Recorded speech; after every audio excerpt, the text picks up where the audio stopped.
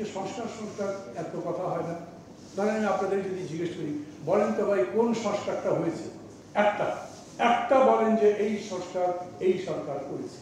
সরকার কিন্তু বলতে পারে না, আমাদের আলোচনা তো শেষই হয়নি, যাতে ঐক্যমত্য গড়েই ওঠেনি, এটা যা যা গড়বে তারপরে আমরা করব।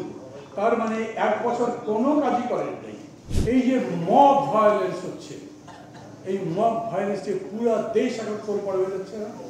একজন আরো বড় ধরনের উপদেষ্টা, মানে সরকারি উপদেষ্টা নয়, প্রধান উপদেষ্টার উপদেষ্টা বা সহকারী যেরকম করে বলেন, প্রেস দেখেন, তিনি বলেছেন এটাকে মব ভায়োলেন্স না বলে প্রেশার গ্রুপ বলা উচিত। আমি বাড়ি বললাম, পত্রিকা ছাপা হয়নি, সবাই বলেছে। রাত্রেবেলা 1টা 2টার সময় 100, 200, 300 লোক নিয়ে গিয়ে বাড়ি ঘেরাও করে একজন মানুষকে টেনে হিচড়ে বের করে রাজপথের মধ্যে দাঁড় করে তাকে চড়াচ্ছেন, জুতা দিয়ে পেটাচ্ছেন, তার গালে পেটাচ্ছেন। এগুলো কোনো কালচার? আমাদের জাতির এগুলো আছে? একটা অন্যায় যদি সে করে, নিশ্চয়ই যাকে ধরেছিল সেই প্রধান নির্বাচন কমিশনার আমাদের দেশের নির্বাচন ব্যবস্থাটা ধ্বংস করে দিয়েছে। বিচার করে পারলে ফাঁসি দেয়, বিচার করে পারলে তাকে দৌড়ে মারে, আরো কোনো শাস্তি দেওয়ার মতো তাকে দেয়। কিন্তু কিছু কিছু লোক গিয়ে বাড়িতে হামলা করবে। গতকাল হামিম গ্রুপের চেয়ারম্যান AK আজাদের বাড়িতে অনেকে গিয়ে বাইরে রেখে ভেঙে দিয়েছে, আমি ছবি দেখিনি। তো এই বাড়ি ভাঙার কালচার যদি চলতে থাকে তাহলে দেশে গণতন্ত্র হবে কিরকম? আমি মানি আমাদের দেশের পুলিশগুলো পর্যাপ্ত, এখনো টাকা পয়সা যেইখানে পাওয়া যায় ডান হাতে বাম হাতে খাওয়ার চেষ্টা করছে। বন্ধ করেন, পুলিশের নির্যাতন সারা দেশে চলে। করতে পেরেছেন? পুলিশকে এখন পর্যন্ত বলেছেন দেখো দেশটা বদলে গেছে, তোমরা বদলে যাও, তোমরা যদি বদলাও আমরা তোমাদের বন্ধু। মানি, আমি বলছি এরকম বলেন তাদেরকে। 15 বছর ধরে যে নির্যাতন অত্যাচার সরকারের নির্দেশে পুলিশ জনগণের উপর করেছে, মানুষের ক্ষোভ বিক্ষোভ সেটা প্রকাশ হয়েছে।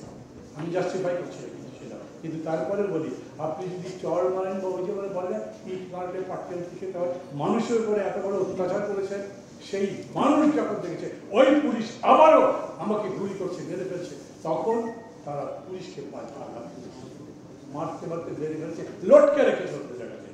ভালো কাজ হয়েছে না, ওটা দেখে আমি ভালো বলবো না, কিন্তু এই কারণে ওনারা হাজার হাজার চাকরিতে যারা করেছে। আমি বলছি ক্ষমতা যখন নিলেন এই সরকার, তারপরে তখন এই সরকারের কাজ কি ছিল? দেশের অভ্যন্তরীণ নিয়ম শৃঙ্খলা রক্ষা করে পুলিশ তো রাখবে। আর্মি দিয়ে পারবেন? বিজিবি দিয়ে হবে, র্যাব দিয়ে হবে? অর্থাৎ পুলিশকে রাখে, ডেকে বলেন যারা যারা এই ধরনের অন্যায় তোমরা করেছে, মানুষকে বিনা বিচারে হত্যা করেছে, গুম খুন করেছ, ওদের বিচার করবো। ওইটা তো ছাড়া যাবে না। কিন্তু তাছাড়া তোমাদের সম্পূর্ণ সিকিউরিটি আমরা নিচ্ছি, তোমরা কাজ করো, সামনে ভোট হতে হবে, সেই ভোট ঠিক মতো করতে হবে। ওই দুইবার প্রধান উপদেষ্টা বসছে তার সঙ্গে, এরকম কথা তো বলেননি। পুলিশের একটা IG বলতে দিলেন, তাতেই সবকিছু হয়ে যাবে?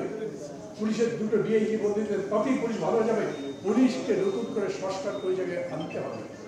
সারা পৃথিবীতে এরকম অনেক হয়েছে, বিপ্লবের পরে পুরা দেশের সমস্ত কাঠামো ভেঙে গেছে। সেই কাঠামো জোড়া লাগতে কেউ 3 মাসে বেড়েছে, কেউ 6 মাসে, কেউ 1 বছর বেড়েছে। আপনাদের 1 বছর যাবার পরে এই ব্যাপারে কোনো অগ্রগতি নেই। কতদিন পরে নির্বাচন হবে? 7 মাস পরে। 7 মাস পরে সরকার আছে আর নাই। এই সরকারকে কোথাও খুঁজে পাবেন? আপনার কোনো দরকার লাগলে তাদের কাছে পাবেন। একটা ভালো জিনিস আছে, তার আরেকবার ক্ষমতা দখলের জন্য কোনো কুচক্র, কোনো ধরনের ষড়যন্ত্র ধান্দা করছেন না। আমি ডক্টর ইউনূস সহ যারা আছেন তাদেরকে ধন্যবাদ দিব, ভালো এটা। এটা যদি না হতো তাহলে এই সরকারের উপরে মানুষ কোনোই আস্থা রাখতে পারত না, কারণ এদের ব্যর্থতার কোনো সীমা নেই।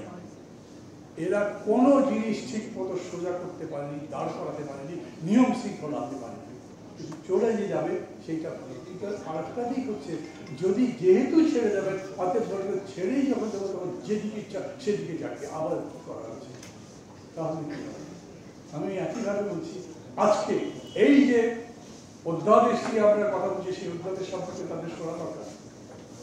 আমি বলছি যারা বলির হায়দার বা ফয়েজ তৈয়বকে পারলে আজকে এই পুরো অনুষ্ঠানটা কিন্তু আমরা ভিডিও করছি, এই ভিডিও আমি তাদের কাছে পাঠিয়ে দেবো একটা করে, তারা দেখুক, শুনুক, আমাদের কোনো ভুল ত্রুটি থাকলে বলতে পারে, কারণ সরকারের সাথে শত্রুতা করার কোনো জায়গা নেই।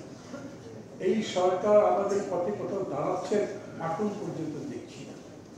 অদৃশ্যভাবে কোনো জিনিস যদি কাজ করে তা তো বলতে পারবো না। এর মধ্যে যদি কোনো আন্তর্জাতিক চক্র থাকে, এর মধ্যে যদি কোনো ভূ রাজনীতির ব্যাপার থাকে, যেটাকে আমরা জিও পলিটিক্স বলি, অন্যদের স্বার্থ থাকে, সেটা আমি বলতে পারবো না। কিন্তু সেটা বাদ দিলে আমি মনে করি এই সরকার বা সরকারের পক্ষ থেকে ক্ষমতাকে দীর্ঘায়ু করার জন্য, দীর্ঘস্থায়ী করার জন্য কোনো রকম বিশেষ প্রাথমিকতা নাই।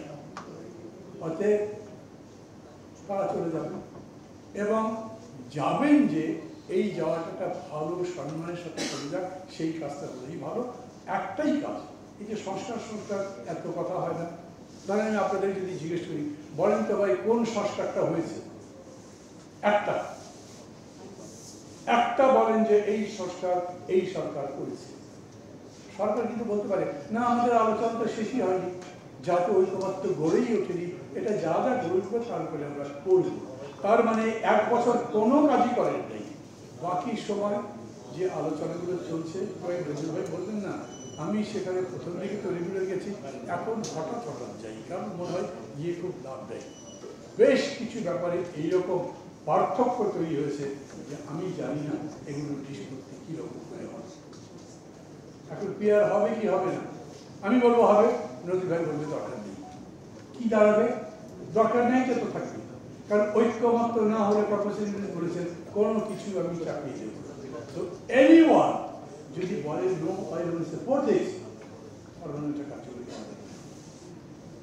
এই পরিস্থিতিতেই যখন রেখেছেন তখন সবচাইতে বড় সংস্কার করতে পারে। তো যেহেতু তারা পারছে না, 1 বছরে পারেনি, আবার কেউ যদি বড় দল বা মাঝের দল একটা আপত্তি করলে সেটার মধ্যে যেতে পারবেন না, তাহলে সবচাইতে বড় সংস্কার হওয়ার বিষয় ছিল ভালো একটা নির্বাচন দিয়ে, ভালো নির্বাচন করতে পারাও একটা বড় সংস্কার। 3টা টার্ম দেশে নির্বাচনের নামে যা হয়েছে, মানুষের সামনে মুখ দেখা যায় না, পৃথিবীর কাছে আমাদের সম্মান নষ্ট হয়েছে।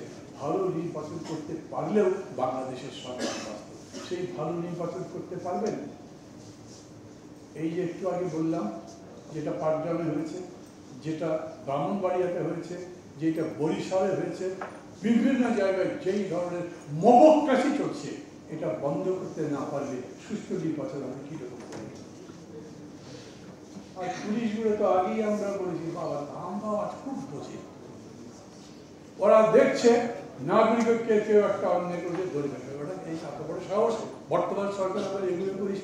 কিন্তু বিএনপি কেউ যদি করে, আজকে ধরবো 6 মাস পরে বেরুলে আমার চাকরি থাকে কিনা, কারণ 6 মাস পরে ক্ষমতা কে যাবে। আমি এটা প্রচার করার জন্য বলি, আমি এখন বিএনপির সামনে প্রতিদ্বন্দ্বী রেখে দাঁড়াবে অনেকে, আমিও তো দাঁড়াবো, বিএনপির বিপক্ষে দাঁড়াবো সেটা বলছি না, পক্ষে দাঁড়াবো তাও বলছি না, কীরকম দাঁড়াবে সেটা এখন পর্যন্ত জানি না। কিন্তু কেউ তো বলছে তারা তাদের মতো দাঁড়াবে, প্রতিযোগী হওয়ার মতো যদি না থাকে। এরকমই যদি হয়, প্রশাসন যদি মনে করে যে ওনারাই যাবে, তখন তাদেরকে এখন থেকে স্যালুট দিতে থাকবে। আর ধরেন জিতু ভারত তো পরের কথা, খোদ প্রধান উপদেষ্টা যদি হাজার মাইল উড়ে গিয়ে বিএনপির রিয়ালি কার্যকরী যেটা তার সাথে বসে নির্বাচনের তারিখ ঠিক করে, তার সমস্ত বলবে বিএনপির সাথে কথা না বলে কিছু হবে না। এরকম করে একটা পরিস্থিতি তারাই তৈরি করছে, অথচ এটার আরো ভালো সমাধান করা যেত। এটা এমনভাবেই করা যেত যে সরকার সম্পর্কে কেউ সন্দেহ করতে পারতো না, সরকার সম্পর্কে প্রস্তুত নিতে পারতো না, কিন্তু কাজটা ঠিক করা যেত, আমি মনে করি করা যেত।